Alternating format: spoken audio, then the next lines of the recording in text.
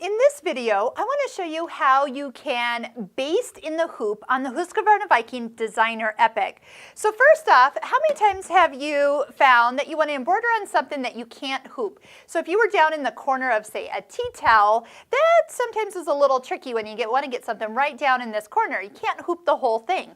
So this is like the next best thing. So I kind of cheated just a little bit. I wanted to use the 120 by 120 hoop, and in your sample book, do you know that you have all the designs categorized by their size? So see where it says 80 by 80? So I just went to which hoop? I went to the 120 by 120 and just found a design that I liked, and I want to show you, we're not going to stitch the design, but I'm going to show you how we baste it. So I went ahead and picked from the B menu, stitch number 88. So that's on our screen. We've got the hoop selected, and I'm going to just go ahead and touch go. Now at the Welcome to Embroidery Stitch Out screen, there is an option right here that you can announce to the machine, I need basting options based around the design or based around the hoop. I'm actually going to show you both of these, but if you go ahead and hit continue and you realize that, oh, I forgot to choose it on that last screen,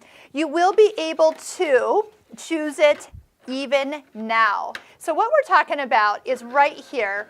There's actually even two more ways to pick it. You can pick it on screen, and with this it will pop up the box, basting options. So if you pick the first one, what it's going to do is add a little section.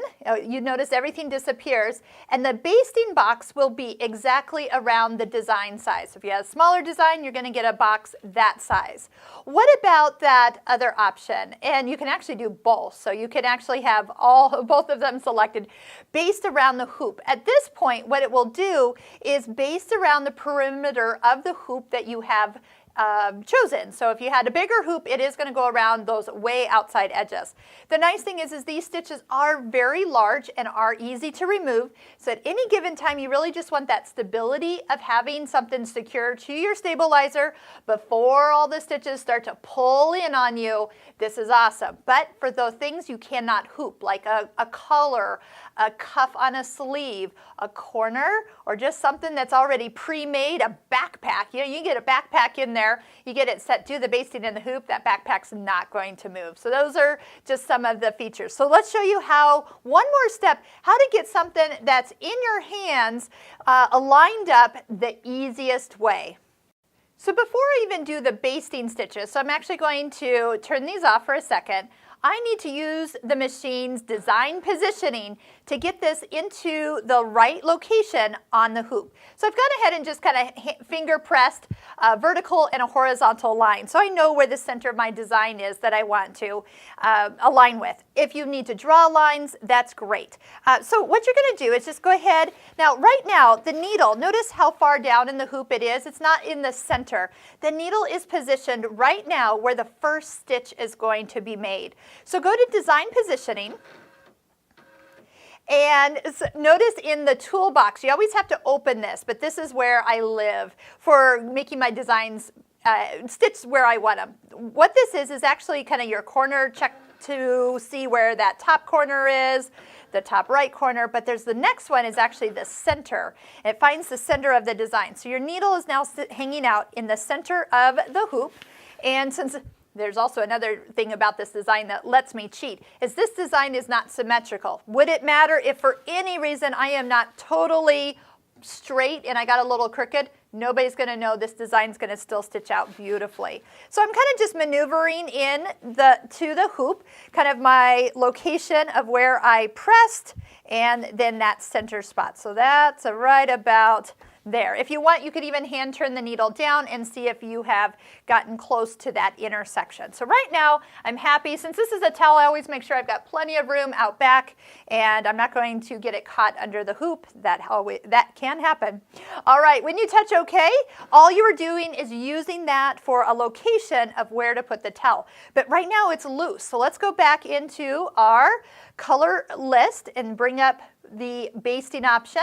The other thing that is hooked up with, I mentioned there was a third way, is if you touch Fix. Fix is also the basting box on demand, and if you push Fix again, then let's see here, Fix and hold. Oh, then you might have to push for basting around the hoop.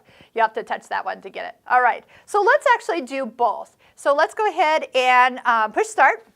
So what it'll do is it'll move up into the top kind of right corner of the design. It'll do a couple little small stitches, and then it starts going into big stitches all the way around. So again, super easy to take out, but isn't this going to be so much nicer? Everything's secured to the hoop, and I know for sure my design is going to turn out. So that was basting in the hoop. And since we selected them both, let's just go ahead and get a visual of what it's going to look like if we went ahead and stitched just the around design feature. So once again, it's going to just go around the edge. Oh, apparently this design is pretty much the size of the hoop. Love it.